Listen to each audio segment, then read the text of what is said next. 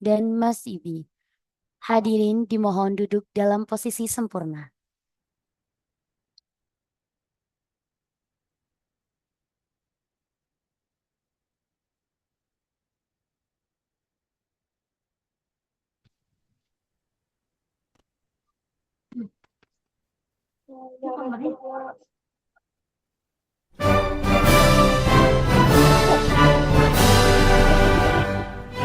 Indonesia lahir sang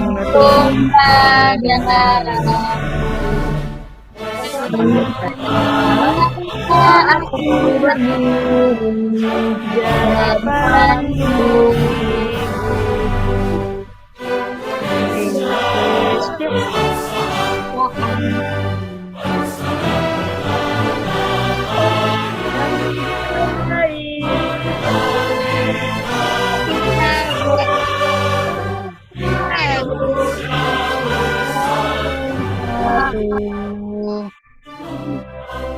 sebelah tanahku.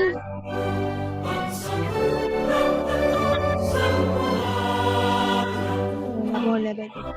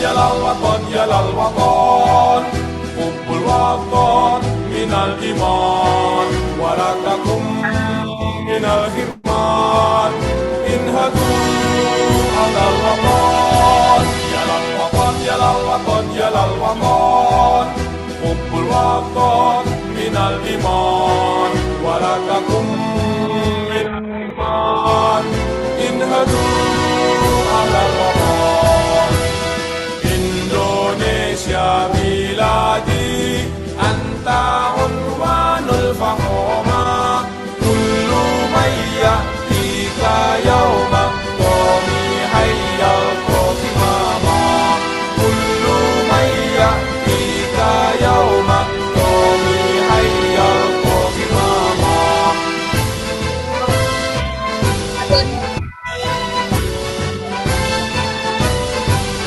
Siapkah hati wahai tanah airku cintamu dalam imanku jangan halangkan nasibmu bangkitlah hai bangsaku siapkah hati wahai tanah airku cintamu dalam imanku jangan halangkan nasibmu bangkitlah hai bangsaku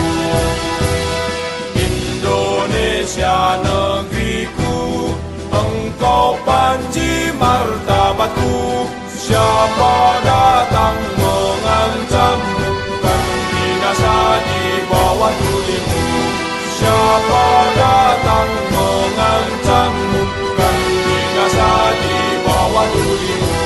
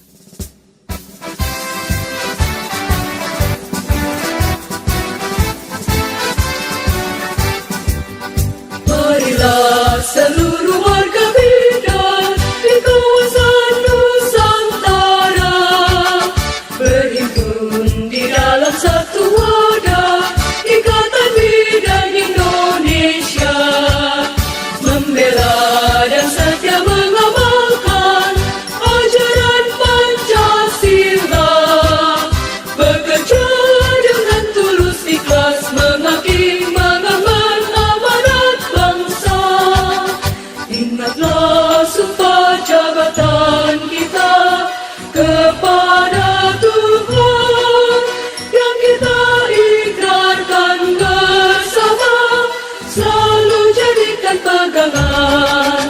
Janganlah membuat perbedaan terhadap miskin kaya.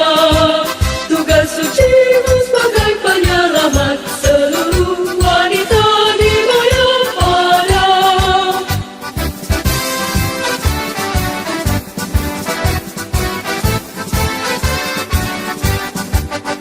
Ingatlah sumpah jabatan kita kepada Tuhan yang kita ikrarkan bersama, selalu jadikan pegangan. Janganlah membuat perbedaan terhadap miskin kaya. Tugas sucimu sebagai penyelamat seluruh wanita dibayar pada. Tugas sucimu sebagai penyelamat seluruh wanita dibayar pada.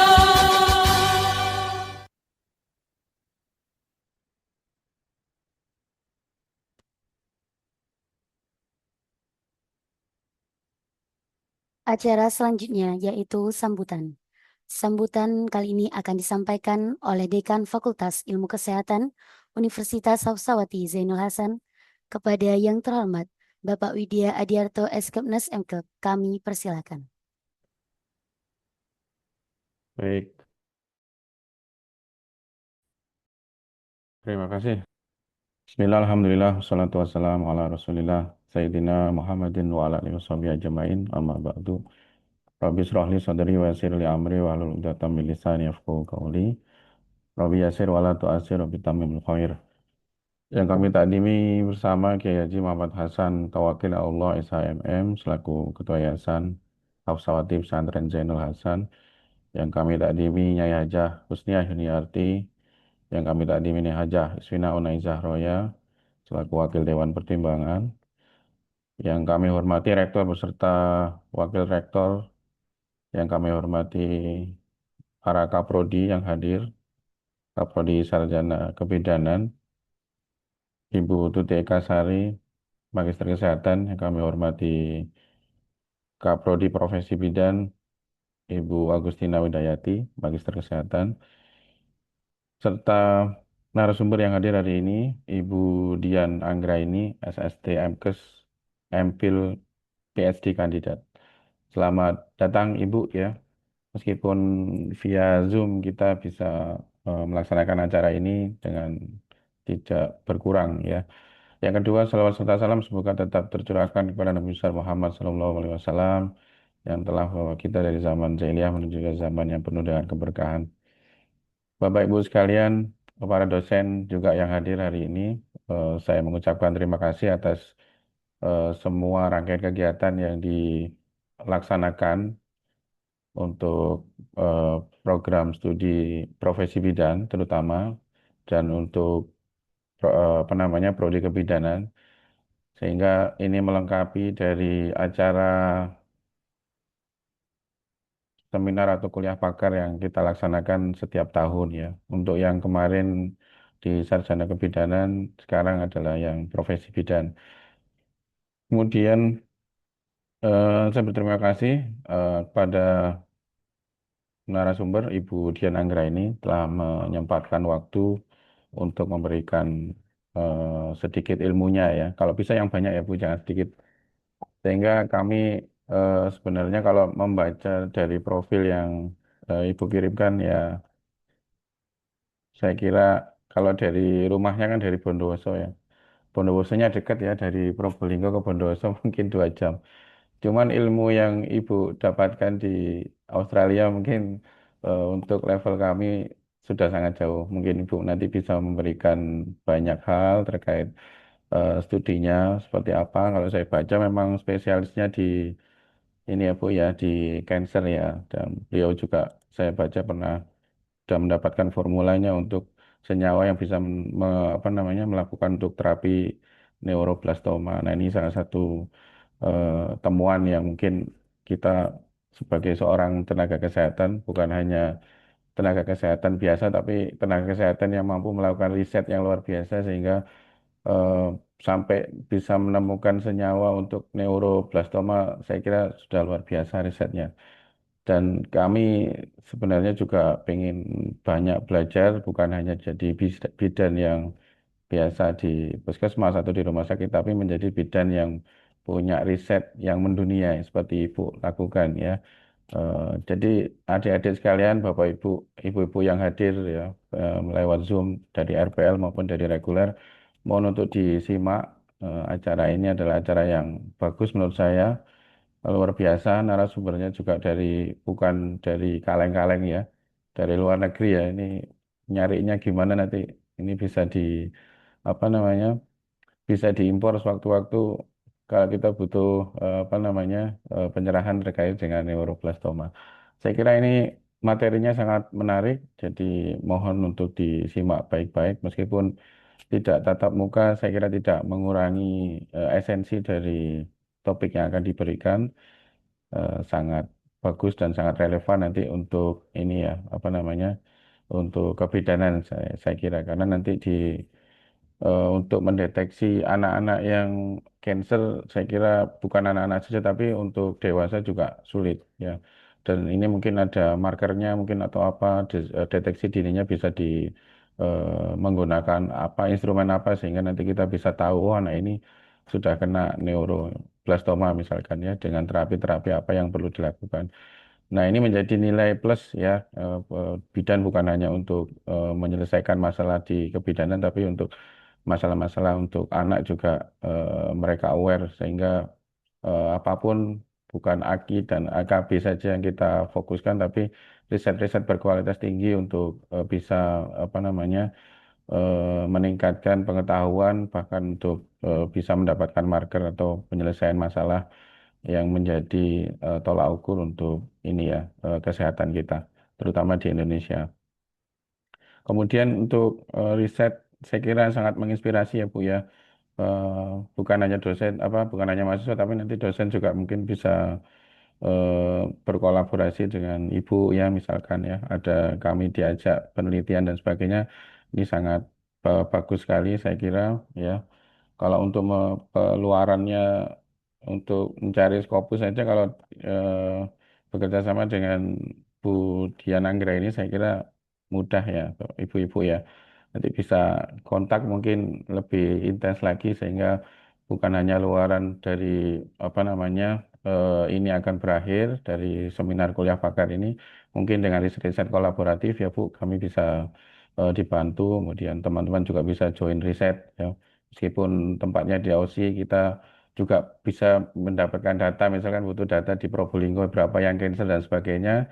Kemudian kita join riset dengan Ibu, mungkin juga nanti akan dampaknya juga luas. Jadi mahasiswa juga dapat, dosennya juga mungkin akan punya kesempatan yang lebih banyak untuk riset-riset terkini terkait dengan kebidanan ya, terutama di eh, neuro ini ya, di neuroblastoma juga. Beliau juga mengembangkan, saya baca mengembangkan tentang ini ya platform Hai Mama ya. Hai Mama ini juga saya kira perlu ini sosialisasikan Bu sehingga nanti kami juga tahu apa fungsinya dan menginspirasi kalau di kementerian sekarang sudah banyak sekali output-output luaran dari pengabdian, kemudian hasil riset-riset yang kiranya berdampak mungkin bisa menginspirasi kami semua. Mohon berkenan untuk memberikan meskipun waktunya nggak banyak ya Bu ya, bisa diberikan ilmunya kepada kami sehingga kami lebih banyak mengerti dan paham ya, terutama di luar tuh, di dunia luar tuh seperti apa sih.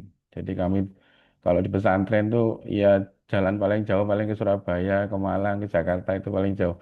Cuman kalau ibu kan sudah di luar ya, seperti apa di luar seperti itu. Kemudian peran bidannya seperti apa, apakah sama dengan di Indonesia dan mungkin itu yang lebih banyak kita sharing saja ibu-ibu. Mungkin itu yang bisa kami sampaikan. Kami mengucapkan terima kasih. Selamat datang Bu Dian Anggra ini via Zoom.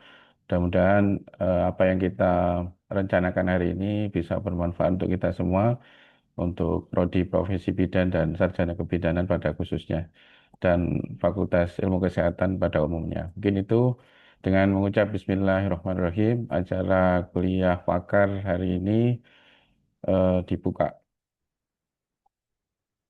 Oke, terima kasih. Diakhiri dengan suratul mustaqim. Assalamualaikum warahmatullahi wabarakatuh.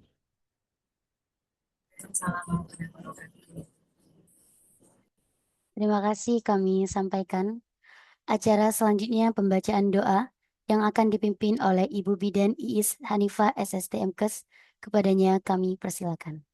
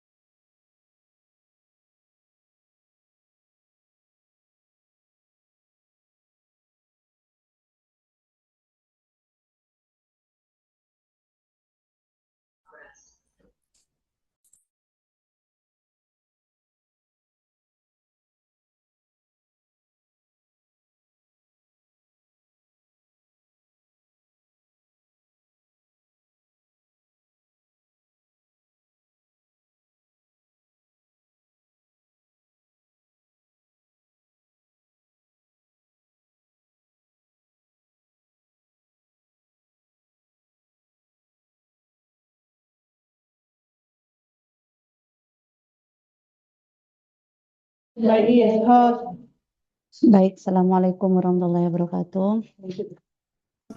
Baiklah, kita Dalam dulu. Semoga acara kuliah pakar pada hari ini diberikan kelancaran oleh Allah Subhanahu wa taala.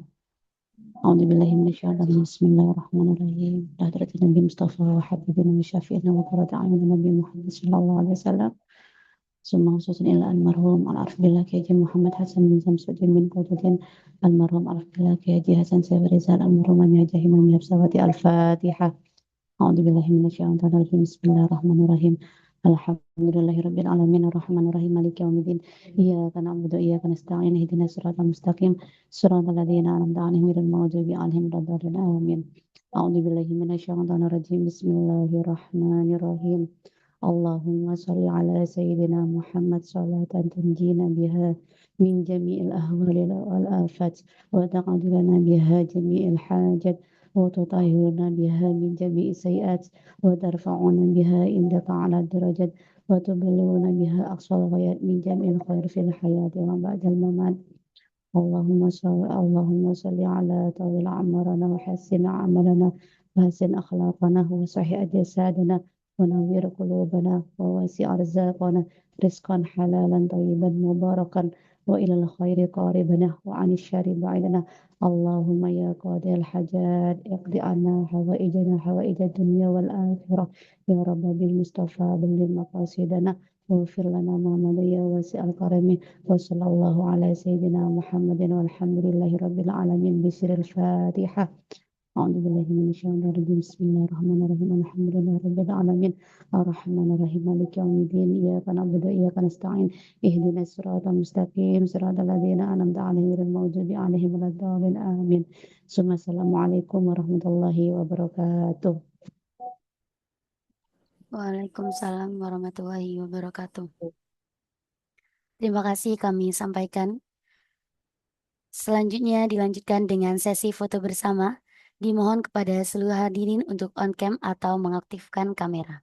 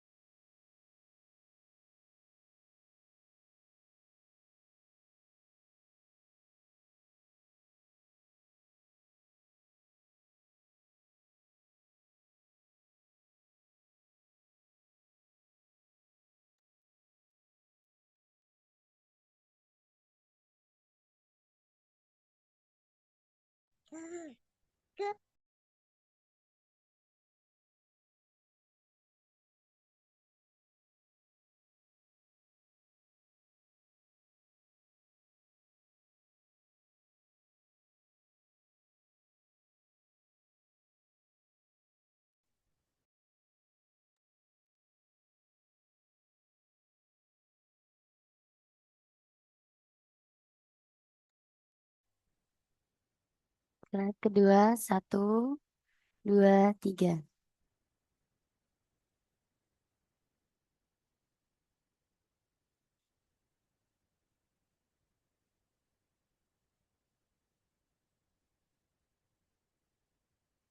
Sekali lagi, 1, 2, 3.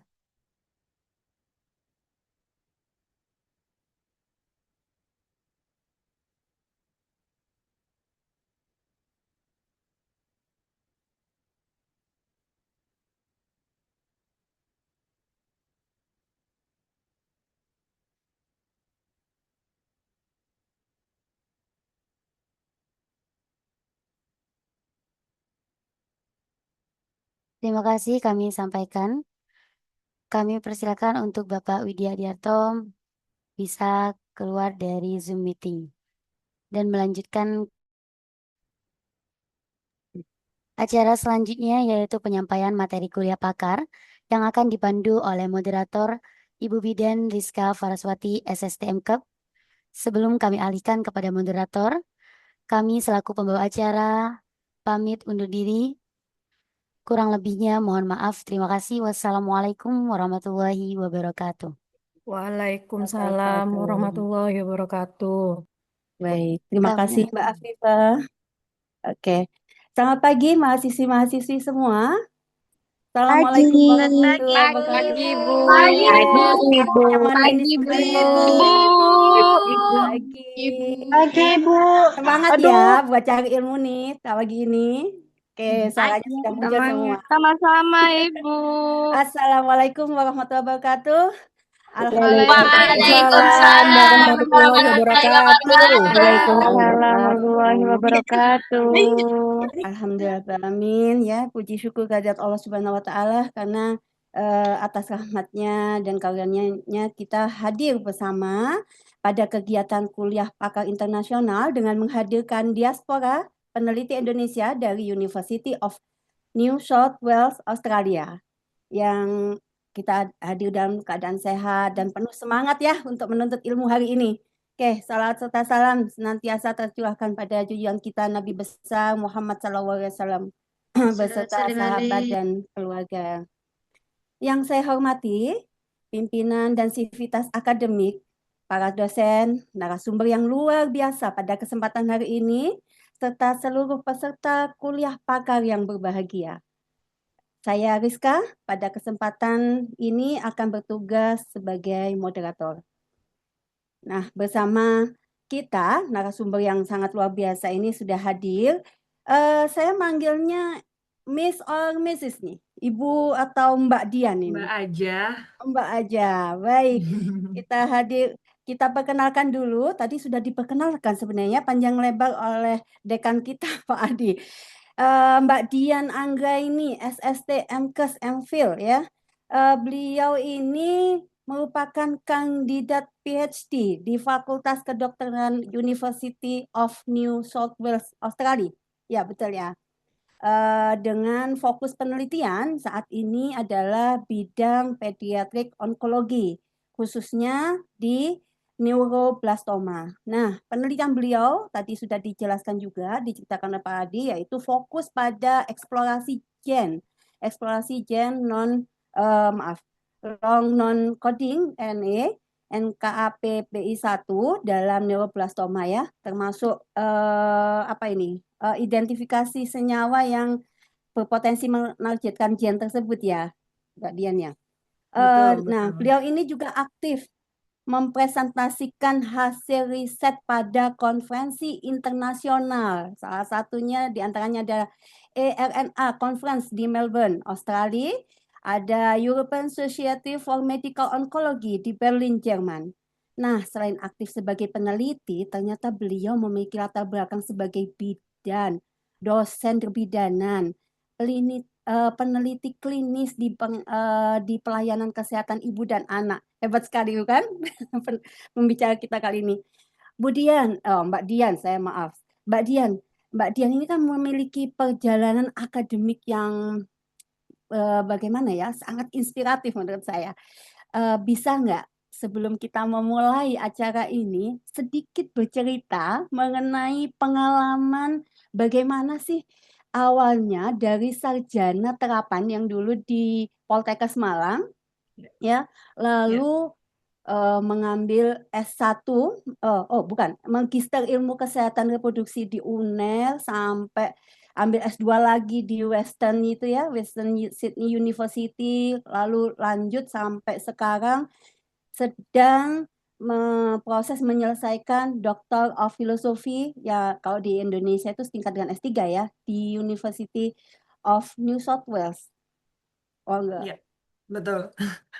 Iya, jadi memang gimana ya? Saya itu bidan, tapi saya itu punya banyak sekali apa ya mimpi ibaratnya, dan saya itu sangat suka sekali sama sains, sains yang hardcore science, yang chemistry kayak gitu-gitu, yang lebih ke arah molekul-molekul, genetik dan lain sebagainya gitu.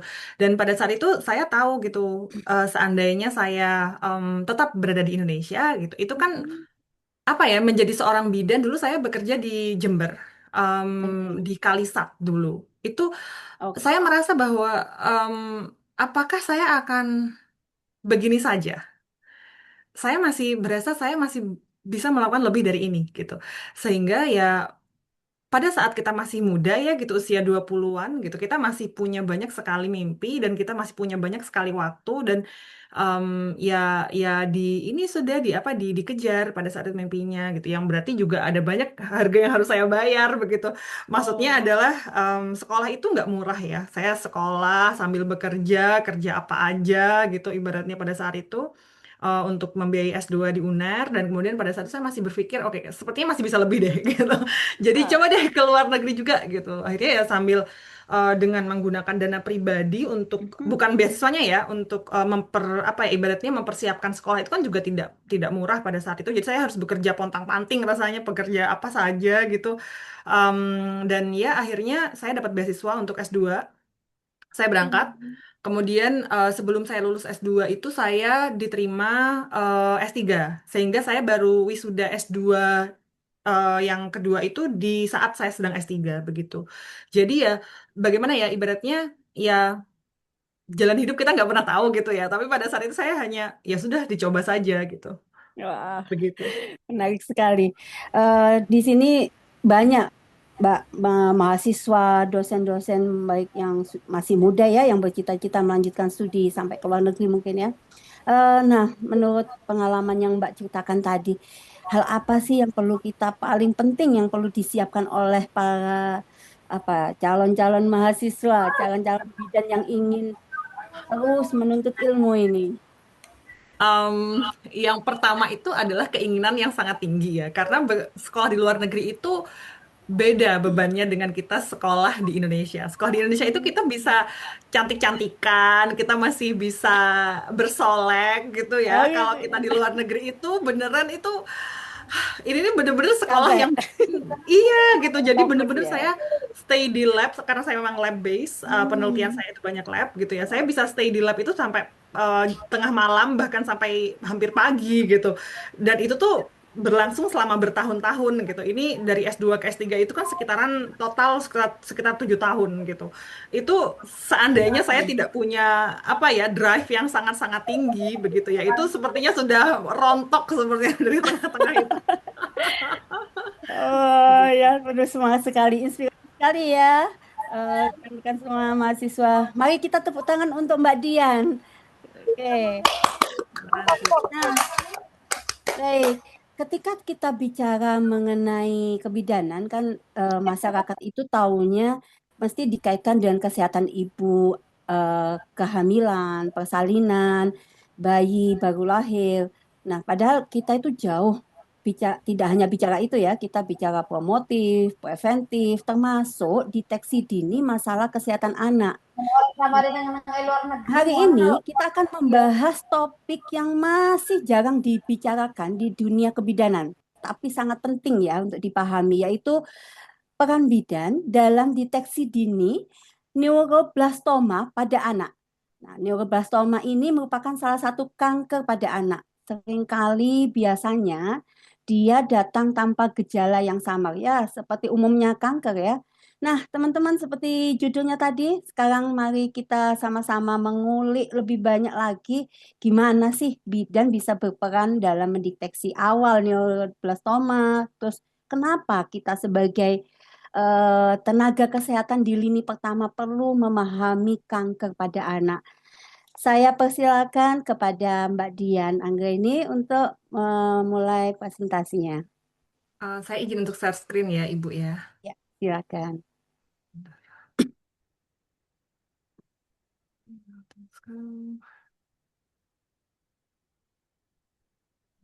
Apakah sudah masuk?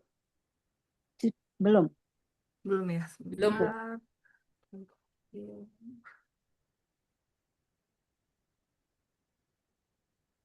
Apakah sudah? Masih belum? Mungkin. Oke, Sudah. sudah. Belum. Sudah. Oh, Sudah ya? semangat ternyata Oke. pendengarnya. Sudah. Ya, jadi terima kasih teman-teman semuanya. Assalamualaikum warahmatullahi wabarakatuh. Waalaikumsalam. Waalaikumsalam warahmatullahi warahmatullahi wabarakatuh. Baik, yang terhormat Kiai Haji Muhammad Hasan Mutawakil Alalah, Halo. selaku Ketua Yayasan Pondok Pesantren Genggong, Ya. yang terhormat Rektor Universitas Sarjawati Zainul Hasan, Bapak Dr. Haji Nur Hamim, SKM SKP MKes. Kemudian yang terhormat Wakil Rektor 1, Ibu Nas Iin Aini Isnawati. Dan kemudian yang terhormat Bapak Dekan ya, tadi kita sudah ini bersama. Bapak Dekan, Bapak Widya Adiarto. Baik, teman-teman semuanya, di sini saya akan menjelaskan. Ini mungkin begini ya. Ini ada. Saya sekarang sedang di Sydney di Australia, teman-teman. Kebetulan karena saya memang tinggal di sini, begitu. Ini ada sedikit mungkin hal yang kurang mainstream ya. Saya menjelaskan di sini bahwa dulu pada saat saya menjadi bidan itu. Ya, jadi bidan itu harus pakai baju putih-putih ya, yang saya ada di puskesmas, yang saya ada di BPS, sama bidan lainnya, sama pasien ibu hamil dan lain sebagainya. Tapi kemudian semakin saya menyadari sampai saya ke sini gitu bahwa saat itu saya bilang begini, saya ingin menjadi bidan. Tapi yang saya itu bisa memberikan dampak yang lebih besar kepada pasien-pasien saya. Dan saya yakin bahwa itu saya tidak harus pakai baju putih-putih begitu. Nah, pada saat itu saya masih ingat sekali gitu, ada senior saya gitu pada saat saya dulu sekolah D3 gitu. Jadi bidan tuh jangan kebanyakan gaya gitu bilangnya. Nah, saya berasa bahwa why gitu, kenapa nggak boleh, kenapa saya harus berada di pathway yang seperti orang lain, sedangkan saya merasa saya bisa melakukan lebih dari itu begitu. Nah, sehingga pada saat itu saya akhirnya perjalanan hidup ya saya mengambil riset gitu. Memang saya mengambil riset dan kenapa neuroblastoma gitu. Nah, neuroblastoma ini sebenarnya adalah kanker anak yang sering ditemukan itu pada bayi. Nah, ini nih sebenarnya terjadinya itu karena ya dari awal, dari embriogenesis begitu. Saya sangat sangat sangat apa ya? Saya itu sangat sekali suka dengan sains yang benar-benar yang hardcore science gitu. Oke, ilmu kebidanan menyenangkan, tapi begitu saya masuk ke yang seperti ini itu menurut saya jauh lebih asik aja begitu. Nah, sekarang pertanyaannya adalah pada saat itu ya gitu.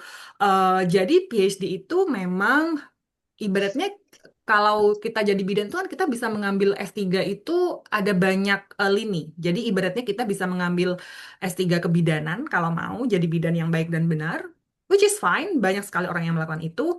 Ada juga yang lebih ke arah pendidikan. Kakak saya kebetulan sedang S3 di bidang pendidikan di kebidanan karena kebetulan kakak saya juga bidan. Kebetulan ada juga orang yang lebih ke arah public health. Jadi meneliti ini ya masyarakat secara umum gitu, lebih ke arah ibu dan anak, which is fine, itu juga ada gitu. Nah, jadi ini hanya tergantung dari peminatan kita. Tidak ada yang lebih baik dan tidak ada yang lebih di bawahnya atau apa. Itu nggak ada gitu. Jadi yang mana yang kita suka. Kita harus benar-benar jujur pada diri kita sendiri yang mana yang akan kita suka begitu. Oke, kita lanjut. Nah, sekarang saya akan menjelaskan ini mungkin lebih lebih masuk lagi ya. Jadi neuroblastoma itu adalah jenis kanker pada anak yang berasal dari sel saraf yang belum matang.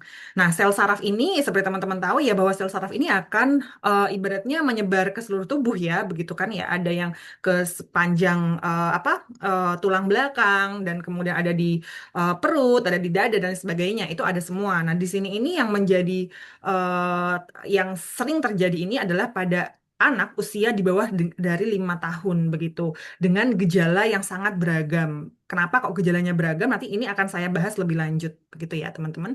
Nah ini apa ya ibaratnya kontribusinya itu ada pada 7% pada kanker anak dan juga 15% itu dia menyumbang untuk kematian kanker, kematian karena kanker. Maaf ya, saya sudah terlalu baik, saya terlalu lama sebenarnya di sini, jadi kadang-kadang bahasa Indonesia saya masih agak kebalik-balik gitu, tapi hanya perlu adjustment sedikit.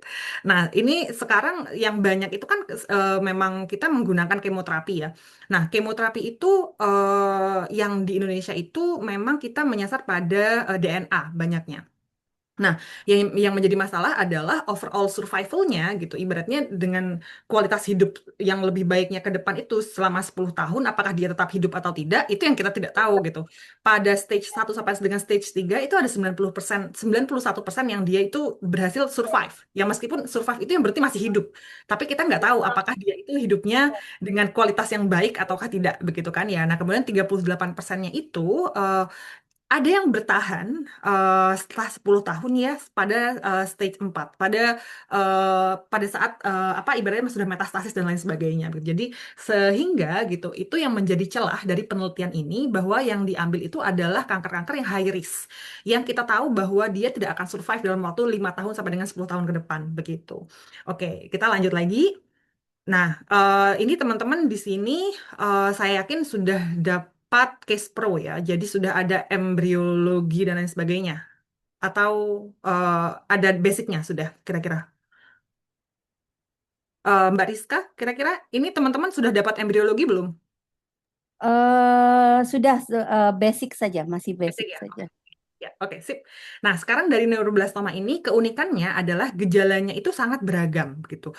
Karena dia ini kanker yang memang asalnya itu dari kehamilan begitu ya. Memang sudah ada eh, pembentukannya itu tidak terlalu sempurna di sana sehingga biasanya tuh gejalanya beragam juga. Bahkan pada saat saya melakukan eksperimen di lab dengan berbagai jenis sel kanker itu komposisi dari satu pasien ke pasien yang lain itu jenis selnya itu berbeda begitu. Jadi bisa kita lihat ya bahwa untuk terapinya pun ini agak sedikit tricky begitu. Nah, jadi kalau misalnya kita lihat ya gejalanya beragam dan sangat ditentukan oleh usia saat ditemukan. Komposisi biologi dari kankernya pun berbeda-beda dan juga perubahan dari genetik dari kankernya itu juga berbeda-beda begitu.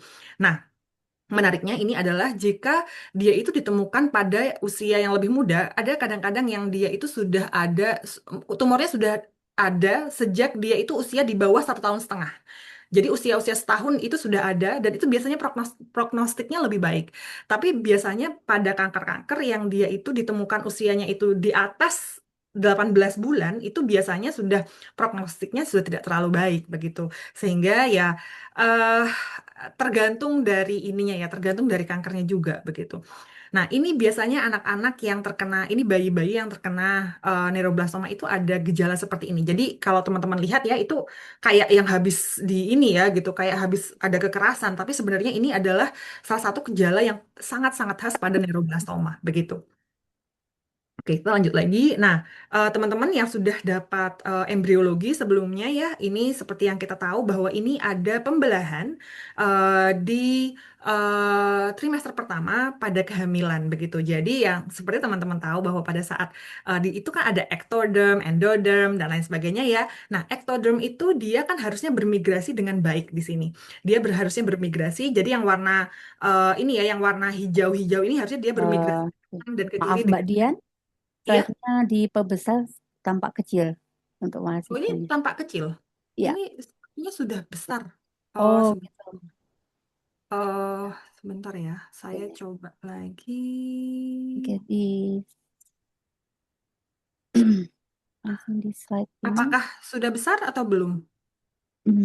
Ya. Oh, Belum ya? Oh, belum. Di self, mungkin Sebentar. dibuka dulu. Ini sudah saya besarkan. Sebentar Oke. ya. Ya. Eh, Atau bisa dibagi. ini udah belum? Nah, mungkin ini. Ah, oke, sudah. Sudah ya? Oke. Ya, Nah, ya, jadi teman-teman, mohon maaf ya yang tadi ya. Jadi ini yang warna kursor saya apakah kelihatan? kelihatan. Kelihatan ya. Nah, jadi yang warna Hmm. hijau-hijau ini ya, dia itu harusnya dia bermigrasi dengan baik gitu.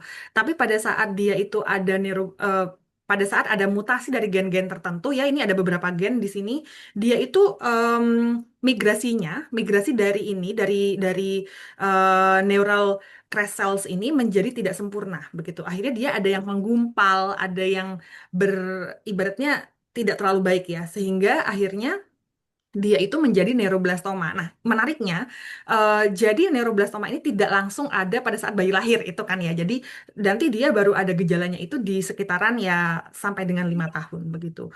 Nah, jadi gejala klinisnya beragam. Seperti yang teman-teman tahu tadi saya cerita ya bahwa gejala klinisnya sangat beragam. Dan, em, Oke. dan kemudian Maaf ada yang ini bocor. iya, nggak apa-apa. Dan kemudian ini kita biasanya memberikan stage dari neuroblastoma ini ada stage L1, L2, M, dan MS. Nah, ini tadi saya cerita bahwa L1, L2, dan M ini gejalanya meningkat ya, sampai dengan yang parah. Tapi dengan MS ini ibarat itu dia itu tiba-tiba parah, kemudian penyakitnya tiba-tiba hilang, begitu saja. Dan tidak perlu ada kemoterapi lagi. Nah, ini menariknya dari neuroblastoma gitu. Jadi, dia bisa sakit yang parah-parah sekali, yang sampai menyebabkan kematian, tapi juga ada yang tiba-tiba dia parah, kemudian langsung habis gitu. Jadi, itulah mengapa ya kanker pada anak, apalagi yang terbentuknya itu pada saat dia masih di kehamilan, itu tuh banyak sekali ibaratnya seperti mystery box gitu. Kita nggak pernah tahu gitu loh. Jadi ya itu. Nah kemudian, nah ini adalah eh, gejala dari neuroblastoma tadi. Em, jadi kalau kita lihat di sini ya teman-teman bahwa pada saat ada tumornya itu bisa berada di daerah leher, kemudian di daerah dada, di daerah perut, di dekat ini ya, di dekat apa pelvis begitu dan Buang. bahkan ini juga bisa metastasisnya itu kemana-mana, bisa ke apa?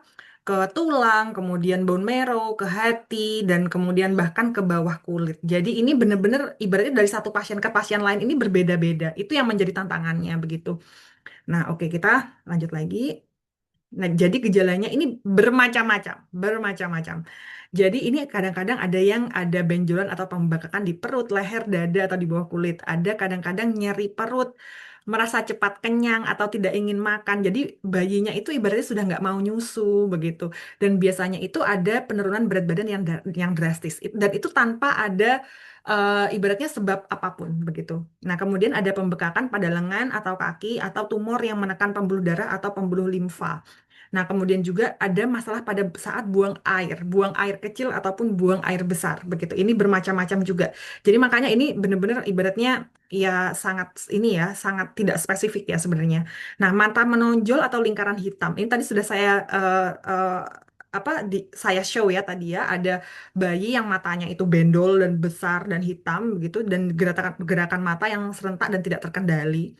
Kemudian juga nyeri tulang lain yang tidak dapat dijelaskan. Nah, biasanya bayi-bayi ini menjadi rewel sekali. Jadi itu ibaratnya nggak ada angin, nggak ada hujan, tiba-tiba si bayi ini demam, kemudian sembuh, demam lagi, sembuh lagi. Kemudian tiba-tiba dia nangis, kayak yang nyeri tapi nggak ada luka, nggak ada apa, nangis aja begitu. Nah, itu yang menjadi challenge-nya itu di sana begitu.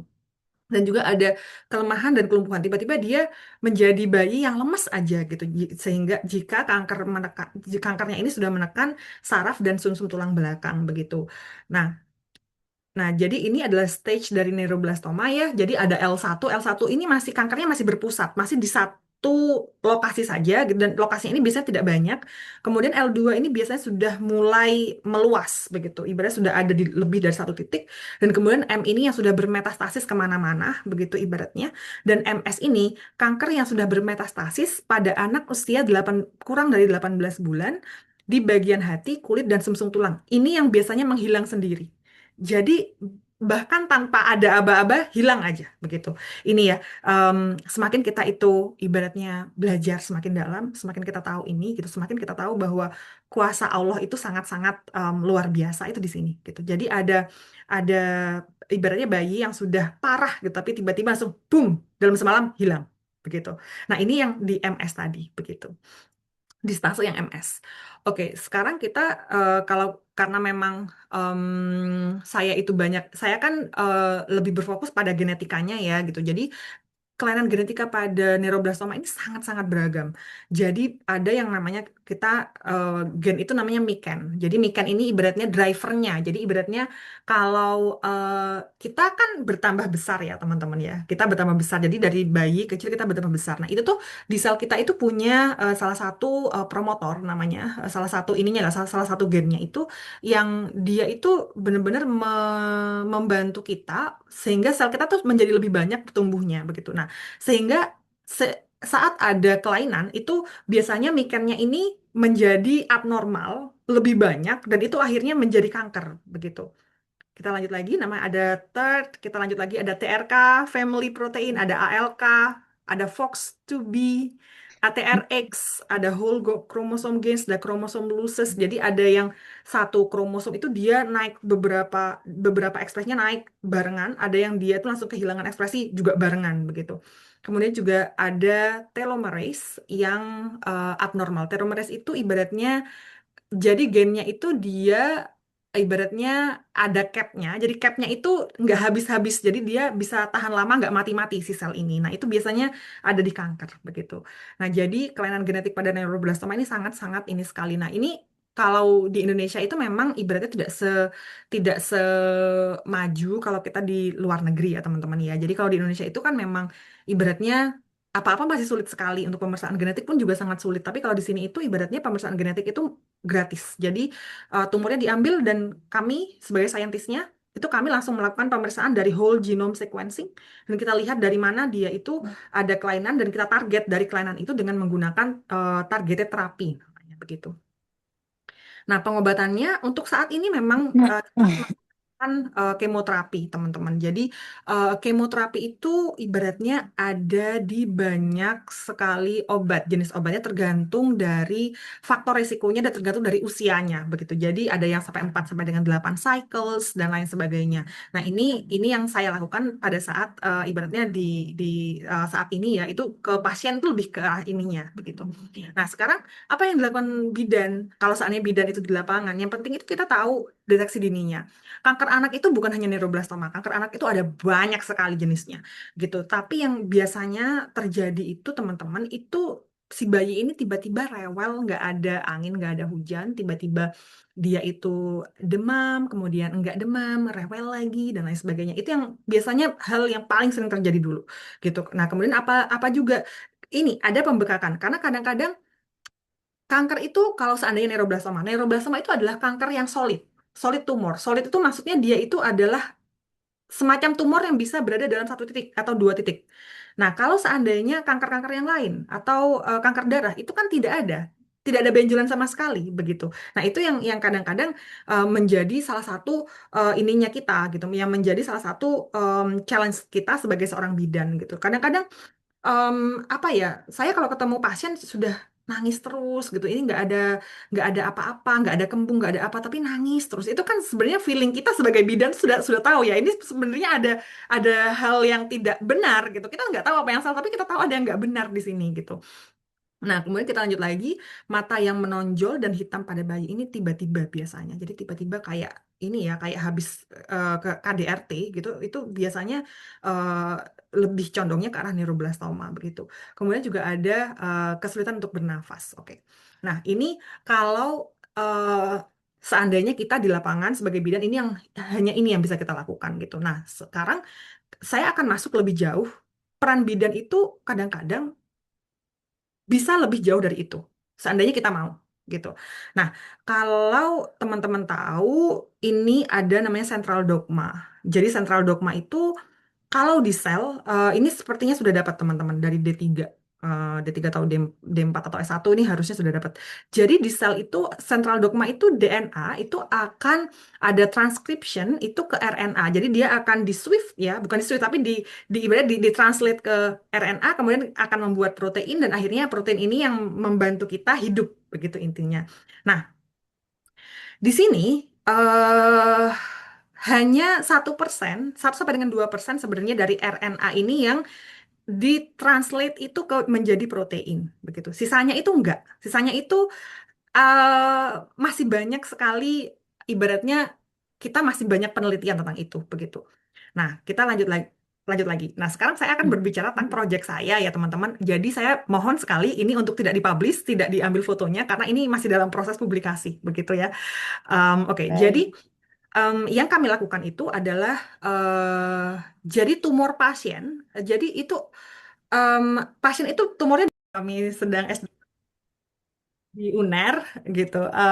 Jadi ini mungkin akan berguna buat teman-teman semuanya. Jadi saya S2 dan S3 ke luar negeri itu tanpa beasiswa LPDP. Jadi saya dapat beasiswa itu dari kampusnya langsung dan dibiayai oleh pemerintah dari Australia. Nah, bagaimana caranya? Memang ini perjalanannya lumayan susah ya gitu. Karena kita harus dapat IELTS atau tes bahasa Inggrisnya ya gitu. Ada TOEFL, IBT, kemudian ya ada banyak hal yang bisa kita lakukan dan pada saat itu saya juga belajar bahasa Inggris itu otodidak teman-teman. Jadi saya tidak belajar menggunakan les-lesan karena harus hemat uang ya gitu. Jadi saya bener-bener belajarnya itu ya dari YouTube, dari buku gitu. Kepepet sudah harus pokoknya gimana caranya saya biar bisa berbahasa Inggris gitu. Kemudian yang kedua itu kalau teman-teman kan ini udah mau S1 ya, seandainya teman-teman habis ini mau S2 gitu. Jadi jangan lupa dipersiapkan dari awal saat teman-teman itu bertemu dengan pembimbing S2 itu sudah mulai dikomunikasikan bahwa saya akan S2 ke luar negeri sehingga saya membutuhkan publikasi dari Scopus gitu. Jadi sudah dikomunikasikan dari awal dan ini benar-benar menjadi golden ticket saya untuk kemana-mana karena akhirnya saya bisa diterima di luar negeri itu dengan publikasi ini. Kalau tanpa publikasi biasanya agak-agak sulit ya. Jadi teman-teman S2 dan S3 yang saya ambil ini adalah by riset. Tidak ada kalau di Australia itu ya S3 semuanya by Ya. riset ya, tidak ada yang tidak by riset gitu. Nah, jadi memang kalau kita masuknya by riset ya kita harus ada publikasi begitu. Nah, kemudian ini saya nggak tahu kalau seandainya di universitas ini apakah ijazah ini sudah ada yang versi berbahasa Inggris Mbak Mbak Rizka. Kalau seandainya Oh, belum. Semoga ya ke depannya ada versi bahasa Inggrisnya ini. iya, karena untuk admissionnya, untuk Ya. pendaftaran ke S2 atau S3 ke luar negeri, itu semua harus berbahasa Inggris, Oke. gitu. Jadi kalau misalnya tidak berbahasa Inggris itu bisa, tapi mahasiswanya ini yang capek juga, karena saya kan dulu dari Poltekkes itu juga Ya, nggak ada bahasa Inggrisnya. Jadi saya itu harus ini apa namanya ibaratnya ngurus ya, harus ngurus, harus diubah. ditranslate ke yang penerjemah tersumpah. Aduh, ribet. Ya, Gitu. Iya, jadi kalau seandainya bisa, ini nanti adik-adiknya, teman-teman, mbak-mbak gitu, mungkin ada yang pengen keluar negeri, itu kalau bisa sudah mulai dipersiapkan dari sini, begitu. ya, semoga ini didengarkan oleh petinggi-petingginya, jadi bisa difasilitasi ya, terutama untuk Iya, adik-adik ini yang ingin melanjutkan menempuh pendidikan ke jenjang yang lebih tinggi di luar negeri ya, Mbak Dian ya. betul, Ya, betul, betul. Karena kalau kalau seandainya nggak ada, itu kita repot sendiri jadi mahasiswanya. Saya dulu habisnya banyak itu hanya untuk translate-translate itu. betul. Iya, iya, iya. Gitu. Ya, kakak saya juga gitu. Sekolah ambil S2, translate harus mentranslatekan ijazahnya yang dari mana. Dia juga lulusan UNER gitu, tapi bukan bidan. Dia teknik. Ya, sama. Baik. Kalau universitas besar itu biasanya sudah ada. Jadi pada saat kita lulus itu kita langsung Hmm. bisa minta dua. Jadi Oh versi gitu. bahasa Inggris dan versi bahasa Indonesia. Jadi saya dapat dua ijazah pada saat itu, gitu. Nah ini kalau seandainya bisa itu akan jauh lebih Hmm. menguntungkan buat mahasiswa, gitu. Karena kita nggak pernah tahu. Ada mungkin mbak-mbak di sini yang pengen kuliah ke luar negeri, gitu. We never know, gitu kan. Insya Allah ada. Ya, betul. Iya, Betul, jadi betul. kalau bisa dibantu itu akan jauh lebih baik. Kemudian yang keempat itu mencari profesor dan beasiswa ke luar negeri. Yang pertama itu cari profesor dulu. Jadi kalau saya dulu itu langsung ngetuk satu-satu. Jadi ya ibaratnya ada universitas nih. Dulu saya apply itu bukan cuma satu teman-teman. Saya apply itu ada 158. profesor. Emang agak-agak ya. Jadi emang ngotot banget saya Profesor dalam atau luar negeri ini maksudnya, Mbak luar Dian? negeri, saya nggak ada yang Oke. dalam negeri. Iya, jadi langsung Ngetuknya email berbahasa mereka. Inggris ini berarti Mbak Dian. Oh iya, kan sudah belajar IELTS di atas. Saya belajar bahasa Inggris Oke. 8 bulan sendiri itu pada saat itu. Jadi Ya. memang teman-teman yang apa ya, yang pengen keluar negeri itu memang sudah apa-apa harus pakai bahasa Inggris gitu. Apalagi sekarang ada ChatGPT, ya kan? Ya, Nggak ada betul. tuh excuse, aduh Mbak susah. Ih, sudah ada Betul. ChatGPT sekarang gitu. Ya, jadi ChatGPT itu kan juga memfasilitasi kita untuk ngobrol. Jadi saya dulu itu ibaratnya saya masih nggak ada ya ChatGPT zaman itu gitu. Tapi pada saat saya sudah nyampe sini gitu, karena aksen saya masih sangat-sangat Indonesia, itu saya pakai ChatGPT untuk menghaluskan aksen saya sehingga tidak terlalu bahasa bahasa Inggrisnya tidak terlalu Indonesia. Yang akhirnya menjadi masalah adalah saya bahasa Indonesianya masih di awal-awal itu kalau ngobrol ya udah lama nggak pulang gitu, agak-agak sedikit kagok. Balik pakai ChatGPT Mbak Dian. Versi Indonesia. Enggak, loh, enggak bisa, Mbak. Jadi itu Oh begini, itu. kalau saya dulu begini. Jadi itu saya belajar untuk menghaluskan aksen saya sehingga Hmm. aksennya bukan aksen Indonesia lagi. Itu saya pakai ChatGPT. Bagaimana caranya? Oh. Setiap hari saya itu akan ngobrol sama ChatGPT by voice, ya. Itu saya akan ngobrol sama ChatGPT. Itu saya ngobrol macam-macam tentang sejarah, sains, politik gitu. Sehari 1 jam aja. Tapi konsisten selama 6 bulan gitu loh. Jadi memang ini nih ibaratnya ya sekolah ke luar negeri seperti ini nih ya gitu. Itu tuh nggak bisa kita cuma bilang aduh pengen dan teman-teman tuh harus bener-bener punya drive yang sangat-sangat tinggi gitu. Trust me, menjadi perempuan cantik good on you. Tapi kalau kita itu nggak punya drive yang kuat gitu, ya udah kita akan stay di sana gitu loh. Itu maksud saya sehingga ya kalau udah pengen sesuatu ya harus ngotot banget Mbak gitu loh. Harus ngotot banget. Jadi ya belajar bahasa Inggris udah belajar sendiri. Saya di Bondowoso teman-teman rumah saya by the way dan saya itu rumah saya itu bukan di kota, rumah saya itu di desa. Bisa dibayangin. Di tahun itu bener-bener sinyal itu masih jarang di rumah saya, sinyal internet. Sehingga saya itu masih harus ke kota setiap hari selama berbulan-bulan untuk saya belajar bahasa Inggris Oh. lewat YouTube. Wah, hebat sekali. Jadi apa ya, you know, jadi bener-bener ini gitu loh. Perjuangan ya. Iya, jadi karena memang ya kalau kita pengen sesuatu, if you want something gitu, just go for it gitu. Apalagi masih usia-usia 20-an ya gitu, dikejar dulu gitu loh. Karena nanti takutnya itu pada saat kita sudah ini ya sudah lebih dewasa gitu. Kemudian kita mikir, kenapa dulu aku nggak ngelakuin itu? Karena jujur, pada saat kita sudah masuk ke usia 30-an ya Mbak Rizka ya, Ya, udah capek ya Mbak Rizka ya. ya kalau sudah 30 itu orang teman-teman saya sudah ada yang turun. Kecuali yang memang ininya apa ya, daya keinginan belajarnya besar itu baru. Ya, tapi Iya, rata-rata 30 ke atas itu sudah mau ngerjakan apa gitu udah males ini. udah Ada teman-teman capek. S2 Iya, doang gitu. betul, jadi makanya teman-teman kalau misalnya bisa, apalagi masih umur-umur 20-an, aduh kejar aja, udahlah kejar, Betul. serius. Karena beneran di usia 30-an, ini ya saya sekarang ini berarti saya sudah selesai nih S2, S3 ya gitu.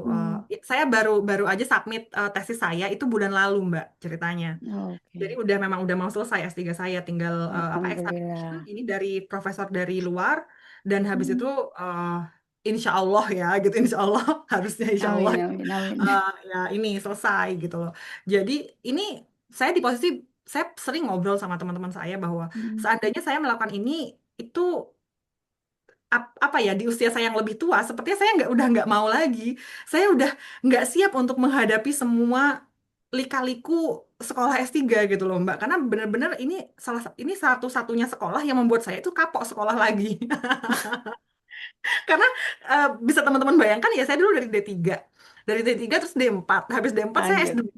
Habis S2 S2 lagi. Habis itu S3. Ya, Tapi habis ini udah saya bilang berkali-kali, udahlah habis ini nggak mau lagi saya sekolah. Capek udah. nggak lanjut profesor. Kalau profesor kan udah nggak perlu sekolah Mbak. Nggak Itu usah. kan udah ibaratnya Maksudnya udah jenjang jabatan lah harus ya. riset-risetnya.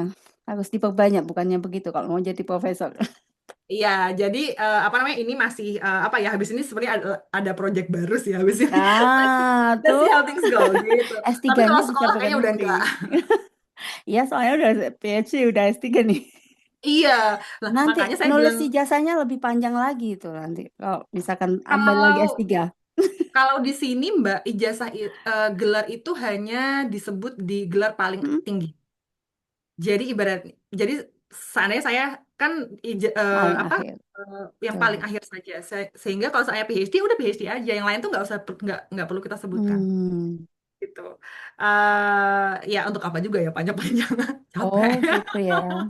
Iya, gitu. Jadi teman-teman nanti kalau bisa gitu ya pada saat ini sudah Ya. ada semua IELTS-nya sudah ada, publikasi itu sudah ada, kemudian semua ijazah sudah berbahasa Inggris, Oh, iya, iya, iya. tinggal nyari Ya, profesornya ya, gitu. beda ya. Jadi silakan di email profesornya, di email sebanyak-banyaknya. Dulu saya email sampai ke Amerika, ke Eropa, Hai. ke Australia. Ya. Ada 158 profesor yang saya email begitu. Jadi teman-teman kalau nanti mencari gitu ya, itu nggak apa-apa. Pasti akan ada banyak sekali penolakan. Saya itu ditolak banyak sekali gitu. Tapi ya mentor aja Mbak, nggak apa-apa kita saya tetap lanjutkan. Begitu. Oke. Ini udah dari saya, Mbak. Terima kasih teman-teman Ya. waktunya. Begitu. Yang perlu saya highlight di sini adalah menjadi bidan itu kita nggak harus kok pakai baju putih-putih. Kalau memang niat kita itu untuk menyelamatkan ibu dan bayi, untuk mengurangi kematian ibu dan bayi, apakah kita harus pakai baju putih-putih? Nggak juga gitu loh. Kita boleh kalau memang suka di biomedical science, kita boleh masuk ke biomedical science dan kita membuat impact yang besar di sana. Kalau memang suka di public health, go for it. Kita lanjut lagi ke public health dan itu nggak apa-apa gitu. Oke, Baik. ya. Iya, terima kasih saya sampaikan ke Mbak Anggani ya, Mbak Dian Anggani atas pemaparan materinya yang insightful, inspiratif ya. Semoga ini bisa membuka wawasan kita ya mengenai pentingnya peran bidan dalam deteksi dini neuroblastoma anak. Nah, melalui materi hari ini kita sudah memahami bahwa tenaga kesehatan itu harusnya waspada, baik di lini terutama di lini pertama ya. Itu untuk bisa menunjukkan langkah awal yang penting bagaimana mungkin mendiagnosis awal meningkatkan peluang keberhasilan terapi pada anak. Nah, terkait hal ini kami membuka kesempatan diskusi lebih lanjut. Silakan pada audiens ada yang ingin menanggapi kepada peserta yang ingin bertanya. Eh, Saya ya, mau bertanya, Bu. ya, silakan sebutkan nama dan pertanyaannya kemudian. Saya Rosida Jamil dari kelas RPL kelas A. Saya mau menanyakan kapan kita mengira anak itu mengarah ke neuroblastoma. Kan tadi tanda-tandanya ada panas seperti itu. Nah, panasnya berapa hari? Kemudian langkah awal yang bisa dilakukan apa? Atau pemeriksaan lab atau kita konsul ke spesialis dulu atau ke spesialisnya itu apakah harus ke apa poli tertentu atau poli anak dulu atau poli yang lain? Seperti itu. Terima kasih. Terima kasih. Baik. Eh, Mbak Putri, oke, akan sebentar Mbak Putri ya, mungkin akan dijawab dulu oleh Mbak Dian Angga ini pertanyaan dari Mbak Rosida. Ya, baik, terima kasih. Mbak Rosida ini ada teman saya dulu waktu udah tiga. Oh, reuni Kebetulan kecil kami ini. sahabat dari Iya, kuliah dulu. iya. Oh, Jadi dulu kami satu Alhamdulillah. angkatan. Baik, jadi memang neuroblastoma ini kan memang Ya, nggak kayak kita diagnosa langsung, memang butuh pemeriksaan lab itu banyak sekali. Jadi mulai dari pemeriksaan darah, pemeriksaan urin, bahkan itu dari pemeriksaan fisiknya itu juga jauh lebih menyeluruh begitu. Jadi memang kalau dari bidan sendiri, apakah kita bisa langsung bilang, oh ini neuroblastoma? No, kita nggak pernah bisa. Jadi memang yang kita bisa lakukan itu kita langsung merujuk. Kalau memang ini dari BPS ya, kita langsung rujuk itu ke ini dulu ke puskesmas dulu, kemudian kita langsung ke rumah sakit. Nanti dari rumah sakit itu mereka yang akan melakukan pemeriksaan ini. Karena memang ada banyak sekali. Bahkan dari urinnya itu ada katekolamin dan lain sebagainya. Pemeriksaan darahnya itu pemeriksaan darah lengkap sekali. Lebih dari pemeriksaan yang biasa normal aja ya. Tapi memang ini benar-benar harus ada ininya. Karena memang markernya ada banyak sekali begitu. Jadi sebagai bidan itu begini, banyak sekali keterbatasan yang kita hadapi pada saat kita di lapangan ya gitu. Kita nggak bisa mendiagnosa langsung karena kita nggak punya alat. Itu yang pertama. Kemudian yang kedua juga kita banyak sekali keterbatasan dari segi kewenangan ya, belum lagi dari sana itu sangat-sangat complicated gitu. Jadi memang dari bidan, kalau dari menjadi bidan ini ya di lini pertama, itu yang bisa kita lakukan adalah pada saat kita tahu ada something wrong, ada sesuatu yang sudah ini nggak normal, itu memang kita harus tahu, harus bisa ngerujuk itu secepat mungkin begitu. Baik. Bagaimana Mbak Rosida? Ibu, terima kasih. Ya. Jadi Mbak Dian ini sebenarnya nggak bisa langsung muncul ini ya tanda gejala yang khas tadi ya. Kita kenali itu belum tentu ya.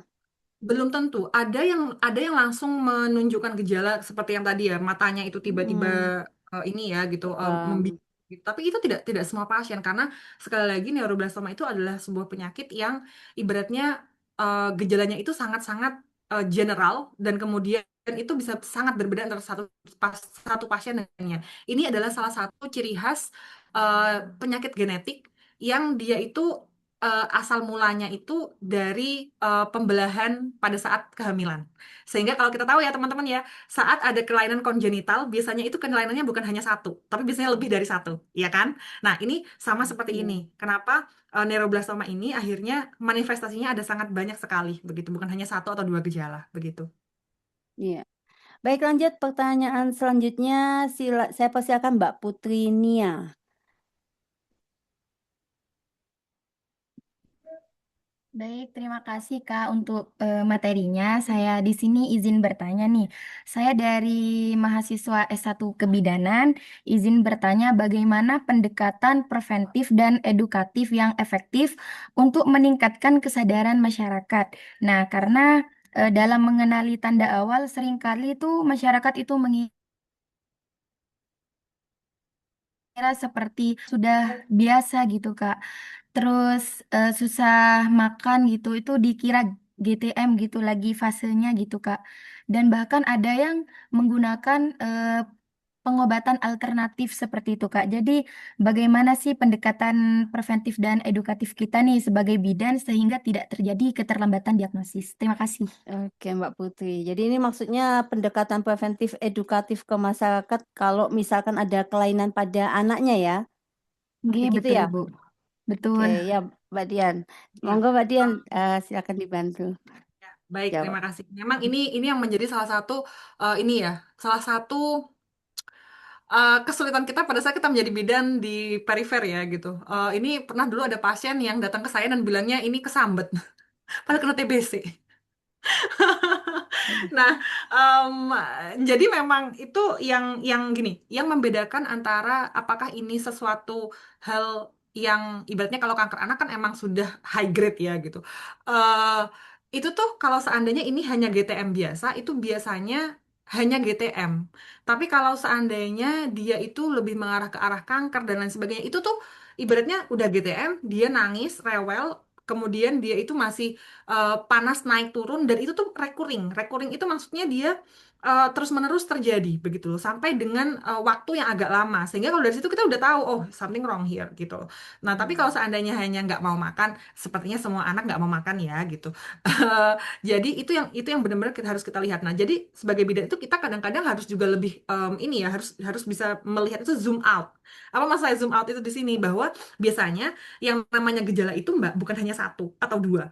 Biasanya itu jauh lebih banyak dari itu. Kita harus sebagai bidan ini kita kan juga harus bisa anamnesanya juga harus ini sekali gitu ya harus harus harus pinter sekali gitu kalau kita anamnesanya itu nggak terlalu dalam kayak nanya kenapa Bu oh nggak mau makan ya udah nggak kita tanya lagi nah itu biasanya akan menjadi sebuah hal yang sangat sulit tapi kalau kita itu anamnesanya kita tanya apakah BAB-nya lancar apakah bagaimana makannya sudah berapa lama dia nggak mau makan apakah ada panas apakah ada ini nah pada saat kita anamnesanya kita udah oke di sana kita baru tahu bahwa oke something wrong here ada sesuatu yang salah di sini dan saya harus merujuk begitu dan itu Apakah kita bisa mengedukasi masyarakat gitu? Nah, ini bisa kalau masyarakatnya itu adalah masyarakat yang dia itu lumayan berpendidikan atau di lingkungan yang lumayan oke lah ya gitu. Tapi kan kalau apalagi daerah Probolinggo ya, Probolinggo, Bondowoso, Situbondo, Tapal Kuda ya daerah sana itu agak sedikit sulit memang sehingga memang yang harus di depan itu adalah ibu bidannya gitu. Nah, sebenarnya teman-teman yang berada di sini di universitas ini sangat kurang lebih sangat beruntung begitu. Kenapa? Karena pasien-pasien itu mbak-mbak kalau tahu mbak-mbak itu berasal dari ini ya, pondok pesantren dan kenal sama kiai-kiai, itu jauh lebih nurut dibandingkan dengan ibaratnya ya gitu. Kalau saya nih di lapangan, saya emang nggak jilbaban gitu. Mereka itu masih nggak terlalu percaya sama saya mbak. Tapi kalau udah tahu gitu seandainya, oh iya saya kenal sama Ning ini, sama Ning itu, wah itu udah enak gitu mbak kalau misalnya dibuat ini. Apalagi kalau misalnya memang mbak-mbaknya itu ini ya, apa namanya? eh lebih inilah gitu, lebih lebih lebih aktif di daerah pesantren itu tuh jauh lebih enak Mbak mengedukasi masyarakat sebenarnya kalau dari daerah-daerah ini perifer, dari daerah-daerah tapal kuda begitu. Itu saya kemarin pengalaman pada saat saya menjadi bidan lapangan ya gitu. Pada daerah-daerah yang sangat sulit saya masukin dan mereka itu benar-benar tidak mau mendengarkan begitu. Yang saya dekati itu justru Ningnya. Begitu. Jadi pada saat penyuluhan-penyuluhan itu saya benar-benar minta tolong sama Ningnya untuk bersama dengan saya atau misalnya jadi masyarakatnya itu dipersiapkan dulu sama Ningnya baru saya masuk begitu. Itu sangat-sangat bisa untuk kita KIE begitu. Nah, KIE-nya apa gitu? Kita harus bilang pada orang tua bahwa kalau seandainya hanya nggak mau makan ya oke, tapi kalau seandainya nggak mau makan ditambah juga ada demam yang ada apa terus menerus ya ibaratnya ada lagi kemudian hilang lagi ada lagi hilang lagi ini harus periksa ke saya gitu. Nah kadang-kadang neuroblastoma ini kan juga kanker pada anak ya pada umumnya itu kan juga ada gejala-gejala lainnya biasanya ada yang memang nggak kelihatan Mbak tapi kadang-kadang itu ada apa ada benjolan di daerah sini begitu daerah sini daerah ketiak gitu ada juga yang seperti itu gitu ini memang tricky ya gitu makanya menjadi bidan itu memang kita nggak bisa menjadi bidan teori. Paham maksud saya? Teman-teman itu kalau mau menjadi bidan itu, coba dulu di lapangan. Setahun, 2 tahun, coba dulu di lapangan. Pada saat teman-teman itu sudah tahu berada di lapangan, apalagi untuk ini ya, apalagi ibu-ibu yang udah senior ini di sini, yang udah berpuluh-puluh tahun di lapangan itu, they know. Mereka itu tahu, baru baru melihat dengan anak-anak ada something wrong di sini gitu. Ini di sini ini pasti ada ibu-ibu yang udah ini ya, yang udah senior sekali, yang udah prakteknya lebih dari 10 tahun di sini ya, Mbak ya. Ada ya. Nah, Ada, ini cukup banyak. bidan-bidan senior ini adalah begini.